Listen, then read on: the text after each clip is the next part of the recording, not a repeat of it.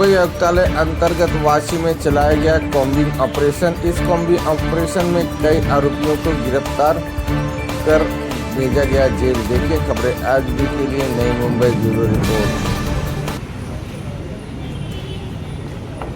सर्वांना काय कर्तव्य नेमलंय माहिती मिळाली आहे का? सर्वांना माहिती मिळाली आहे का? कोणाला समजली नसेल तर आता विचारा।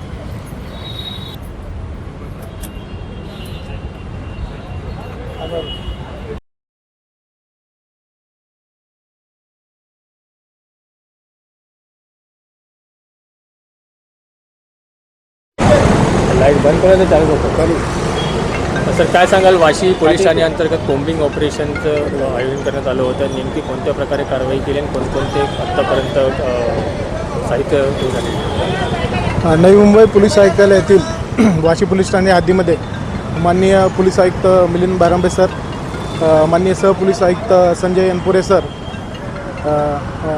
माननीय अप्पर पोलीस आयुक्त दीपक साकोरे सर, माननीय पोलीस आयुक्त झोन वर श्री पंकज दाणे सर यांच्या आदेशाने व सपोआ वाशी विभाग माननीय श्री आदिनाथ बुद्धवन सर यांच्या मार्गदर्शनाखाली आज वाशी पोलीस ठाणे हद्दीमध्ये कायदा व सुव्यवस्था राखण्यासाठी गुन्हेगारी व बेकायदेशीर कृत्यावर नियंत्रण मिळवण्यासाठी कॉम्बिंग ऑपरेशनचं आयोजन करण्यात आलेलं होतं.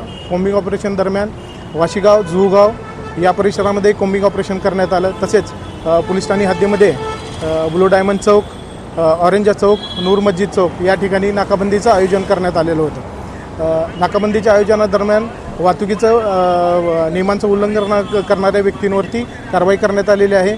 तसेच इतर पोलीस ठाण्याअंतर्गत बेकायदेशीर कृत्य करणारे, अंमली पदार्थ विक्री करणाऱ्या, हायड्रो गांजा स्वतःच्या ताब्यात बाळगणाऱ्या व्यक्तीवरती कारवाई करण्यात आलेली आहे.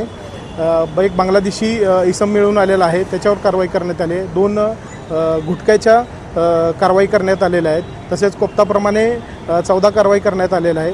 तसेच वाहतुकीचा अडथळा निर्माण करणाऱ्या व्यक्तींविरुद्ध आपण 285 प्रमाणे 9 कारवाई करण्यात आलेला आहे.